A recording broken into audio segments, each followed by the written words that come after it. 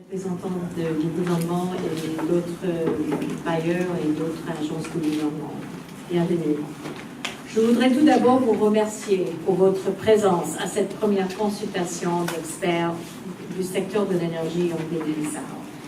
Les attentes sont les suivantes pour aujourd'hui.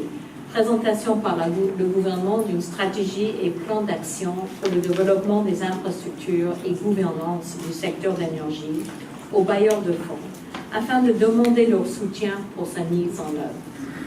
Et deux, amélioration de la coordination entre les bailleurs et le gouvernement dans le secteur de l'énergie, ainsi qu'une institutionnalisation des réunions de coordination et la date est de se mettre d'accord sur la prochaine réunion. J'espère qu'on fera plus aujourd'hui que de se mettre d'accord sur la prochaine réunion, mais c'est aujourd'hui d'entamer un processus de coordination et de collaboration. Nous espérons que cette consultation d'experts va ouvrir la voie au processus de réforme du secteur de l'électricité sous la direction du gouvernement et avec un soutien coordonné des partenaires techniques et financiers ici présents. Le contexte ici au Guinée-Bissau est bien connu. En effet, depuis plus d'une décennie, l'approvisionnement en électricité a été insuffisant pour soutenir la croissance inclusive et assurer aux ménages et aux entreprises une source fiable et abordable de l'énergie. On a vécu de fréquentes et de longues périodes de coupures électriques ainsi que le lot quasi quotidien de la population qui ont véritablement freiné le développement économique du pays. Les trois causes principales de cette situation catastrophique ne sont pas un mystère pour personne. Premièrement, une planification déficiente du secteur. Deuxièmement, un manque d'investissement. Et troisièmement, une gestion défaillante de l'entreprise publique d'eau et d'électricité. La Guinée-Bissau est un des pays avec les tarifs les plus élevés pour l'énergie dans l'Afrique subsaharienne, 231 francs CFA par kilowatt. Et malgré ceci, le secteur électrique n'arrive pas à recouvrir les coûts, qui sont plus que le double de ce qui est du tarif. Et ce qui l'oblige à recevoir une subvention importante de l'État de 300 millions francs CFA par mois, ce qui reste insuffisant pour couvrir tous les coûts. C'est une situation très difficile pour le gouvernement aussi bien que pour l'économie et pour les foyers.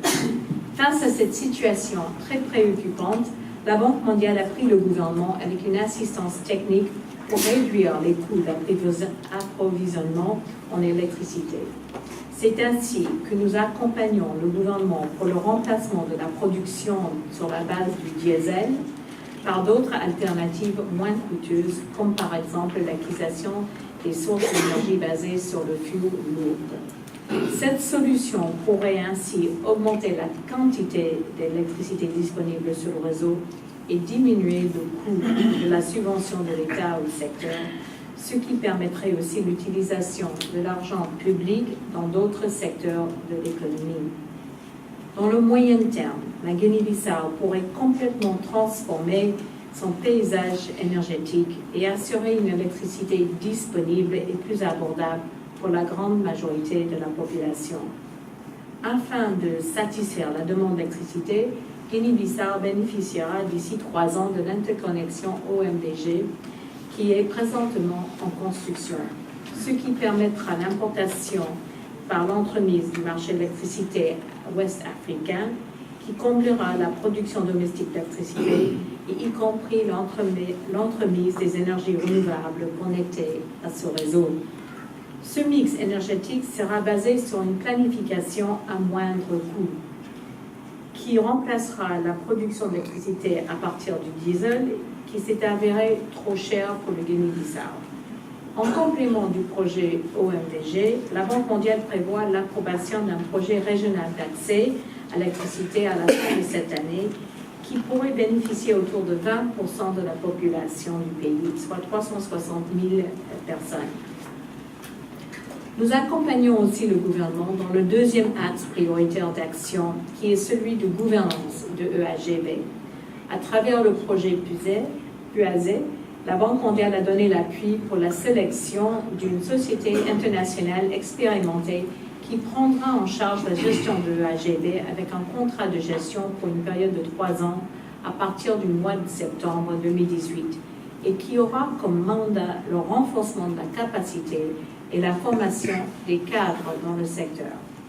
L'amélioration attendue du volet commercial de l'entreprise sera déterminante pour augmenter les recettes et éteindre la viabilité financière de l'EAGB. Pour ce faire, tous les consommateurs d'électricité devront payer leurs factures, ce qui est indispensable pour investir dans l'amélioration du réseau électrique et pour la qualité du service, qui de facto va permettre à un nombre croissant de citoyens de la Guinée-Bissau de pouvoir également avoir accès à l'électricité. Je suis convaincue que nous tous, gouvernement, société civile, secteur privé, partenaires au développement, nous mesurons les défis auxquels nous allons faire face avec des réformes indispensables à mettre en œuvre sans délai pour que les populations sortent de la pénombre et que les ménages et les entreprises puissent avoir l'électricité en quantité et qualité suffisantes. Mais j'ai grandement espoir également que la volonté existe et que le gouvernement réussira dans cette nouvelle tâche. Par cette note d'optimisme, je vous remercie pour votre aimable attention et participation dans cette atelier. Merci.